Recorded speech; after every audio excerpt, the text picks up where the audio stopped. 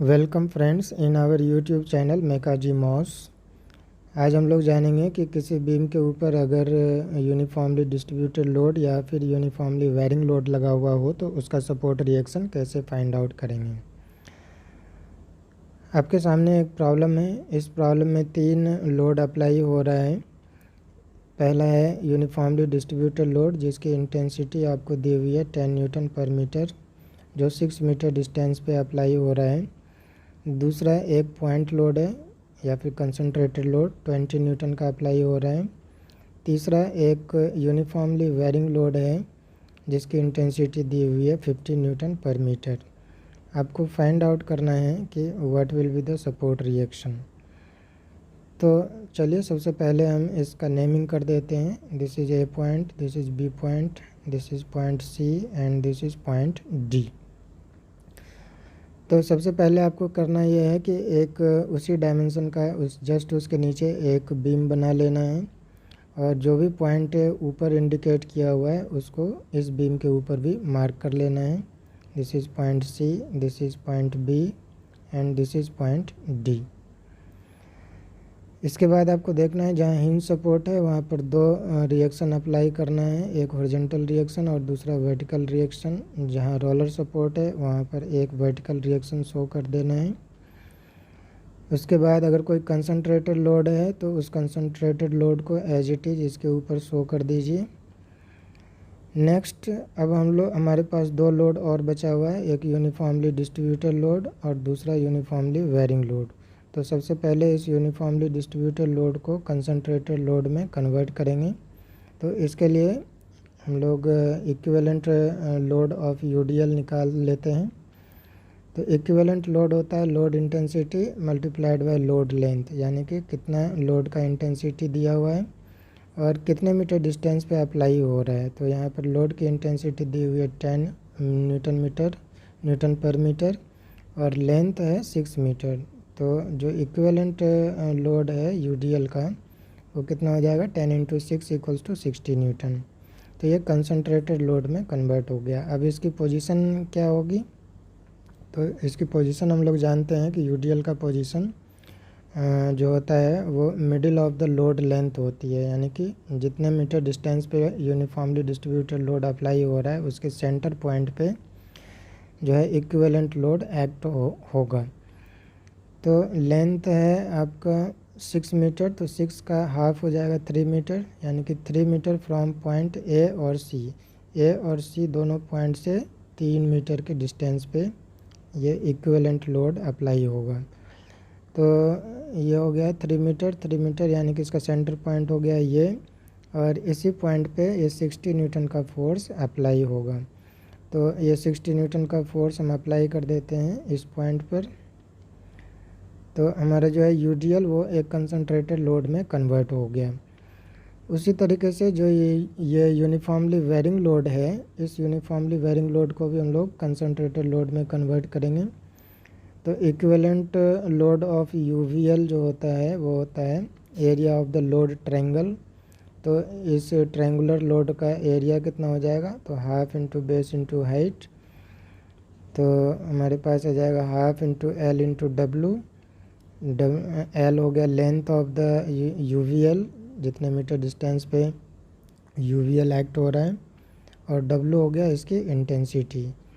तो यहाँ पर हो गया डब्लू की वैल्यू दी हुई है 15 न्यूटन पर मीटर और लेंथ का वैल्यू है 6 मीटर। तो इसकी वैल्यू पुट कर देते हैं। तो इक्विवेलेंट लोड निकल के आ गया हमारे पास 15 इंटू 6/2 इक्वल्स टू 45 न्यूटन। तो अगर पोजीशन की बात करें तो जो यूनिफॉर्मली वेरिंग लोड है इसकी पोजीशन होती है 2L/3 फ्रॉम 0 एंड। तो जैसा कि हमने पिछली वीडियो में बताया था, तो जो यूवीएल है वो हमारा किस पॉइंट से शुरू हो रहा है, बी पॉइंट से। बी पॉइंट पर लोड की वैल्यू क्या है 0 और ये धीरे धीरे आगे की तरफ बढ़ता जा रहा है। और कितने मीटर डिस्टेंस पर है ये यूनिफॉर्मली वेरिंग लोड, तो 6 मीटर के डिस्टेंस पे है। तो दैट मीन्स यहाँ पर एल की जगह पे हमने पुट कर दिया 6 मीटर। तो हमारे पास आ गया वैल्यू कितना आ गया, हमारे पास वैल्यू आ गया 4 metre. 4 metre from point B. तो जो यूनिफॉर्मली वेरिंग लोड की पोजीशन होगी वो 4 मीटर फ्रॉम पॉइंट बी होगी। अगर हम मैक्सिमम एंड की बात करें तो मैक्सिमम एंड हमारा कहाँ पर है, डी पॉइंट पर है। तो डी पॉइंट से अगर हम इसकी पोजीशन देखना चाहें तो इसकी पोजीशन होती है कितनी, डी पॉइंट से होती है, मैक्सिमम एंड से होती है L/3। तो लेंथ हमारा 6 मीटर, तो यहाँ से वैल्यू कितना आ जाएगा, 2 मीटर फ्रॉम पॉइंट डी। तो या तो आप 12/3 याद रखिए या फिर L/3, दोनों में से कोई एक पोजीशन याद रखेंगे तो दूसरा अपने आप फाइंड आउट हो जाएगा। तो इसको हम लोग शो कर देते हैं। अगर इधर बी पॉइंट कंसीडर करें तो बी पॉइंट से 4 मीटर की दूरी पर होगा, और अगर डी पॉइंट कंसीडर करें तो डी पॉइंट से 2 मीटर की दूरी पर होगा। यानी कि इस पॉइंट पर कहीं ना कहीं हमारा इस यूवीएल का पोजीशन होगा। तो इसकी पोजीशन हम लोग अभी निकाल चुके हैं 45 न्यूटन। तो इस लोड को हम यहाँ पर शो कर देते हैं 45 न्यूटन। तो ये हमारा जो डायग्राम बना है इसको हम लोग बोलते हैं इक्विवेलेंट लोड डायग्राम। अब हमने क्या किया कि इस इक्विवेलेंट लोड डायग्राम को यहाँ पर हमने ड्रॉ कर लिया है। अब इसके आगे हम लोग 3 इक्विलिब्रियम इक्वेशन लिखने वाले हैं, summation of F X equals to 0, summation of F Y equals to 0 और summation of moment equals to 0। तो सबसे उससे पहले ये कन्वेंशन आपको याद रखना है। पिछले लेक्चर में भी मैंने आपको बताया था कि upward force positive, downward force negative, clockwise moment positive और anti clockwise moment negative consider करना है। ठीक है, तो पहला इक्वेशन लिखते हैं, sum of all the forces in horizontal direction, यानी कि summation of F X equals to 0 का इक्वेशन लिखते हैं। तो यहाँ पर हम लोग देख रहे हैं कि जो इस बीम के ऊपर केवल और केवल एक HA फोर्स हॉरिजॉन्टल डायरेक्शन में अप्लाई हो रहा है। तो दैट मीन्स इसका जो इक्वेशन बनेगा वो HA इक्वल्स टू 0 बनेगा, क्योंकि कोई और दूसरा फोर्स इसके ऊपर अप्लाई नहीं हो रहा है। अब दूसरा इक्वेशन लिखते हैं, summation of F Y equals to 0। तो इसका इक्वेशन बनेगा हमारा, अब देखिए यहाँ पर जो है जो बीम के ऊपर वर्टिकल डायरेक्शन में VA और VB जो है ये अपवर्ड फोर्स अप्लाई हो रहा है, तो इसको पॉजिटिव हम कंसीडर कर लेंगे।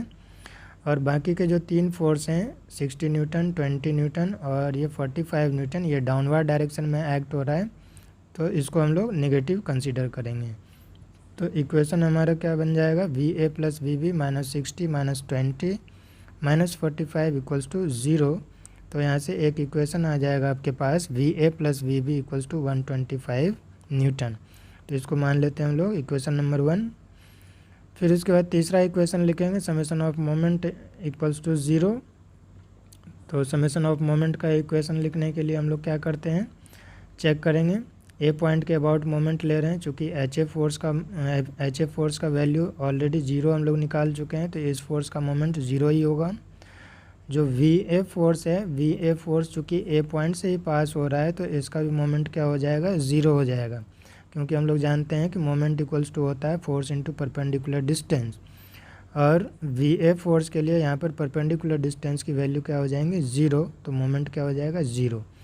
तो फिर हमारे पास और कौन कौन से फोर्स बचेंगे, एक 60 न्यूटन, 20 न्यूटन, 45 न्यूटन और VB, ये 4 फोर्स बचेंगे। इन 4 फोर्स का मोमेंट हमें कंसीडर करना है। तो देखते हैं, पहले 60 न्यूटन जो फोर्स है उसका अगर हम मोमेंट देखें तो ये ए पॉइंट के अबाउट एक ऐसा रोटेशन में होगा क्लॉकवाइज, और इसके लिए परपेंडिकुलर डिस्टेंस कितनी होगी, 3 मीटर। तो हमारा इक्वेशन क्या हो जाएगा, 60 × 3 प्लस जो 20 न्यूटन का फोर्स है उसका भी मोमेंट क्लॉकवाइज होगा, और इसके लिए परपेंडिकुलर डिस्टेंस कितनी हो जाएगी, 3 मीटर प्लस 3 मीटर 6 मीटर। तो हमारा 20 न्यूटन फोर्स का मोमेंट हो गया 20 × 6। उसी तरीके से 45 न्यूटन का जो फोर्स है उसका भी मोमेंट क्लॉकवाइज होगा ए पॉइंट के अबाउट, लेकिन इसके लिए डिस्टेंस क्या हो जाएगी हमारे पास, 3 + 3 + 2 + 4, यानी कि 12 मीटर की डिस्टेंस हो जाएंगे। तो इक्वेशन हो जाएगा हमारा 45 × 12। अच्छा, जो ये लास्ट फोर्स है VB, इसका मोमेंट होगा एंटी क्लॉकवाइज मोमेंट, और इसके लिए परपेंडिकुलर डिस्टेंस होगा 3 + 3 + 2, यानी कि 8 मीटर। तो यहाँ पर हम लोग लिख दिए हैं एंटी क्लॉकवाइज मोमेंट है तो माइनस VB × 8। जब आप इस इक्वेशन को सॉल्व करेंगे तो यहाँ से VB का वैल्यू निकल आएगा 105 न्यूटन। तो एक आंसर ये हो गया आपका। अब जब वी वी की वैल्यू हम इक्वेशन नंबर 1 में पुट करेंगे तो यहाँ से वी ए की वैल्यू फाइंड आउट हो जाएगा। तो वी ए इक्वल्स टू यहाँ से फाइंड आउट कर सकते हैं 125 माइनस 105 यानी कि 20 न्यूटन। तो एक दूसरा आंसर हो गया आपके पास V A equals to 20 newton और एच ए इक्वल्स टू 0। तो ये 3 आपके आंसर हो गए।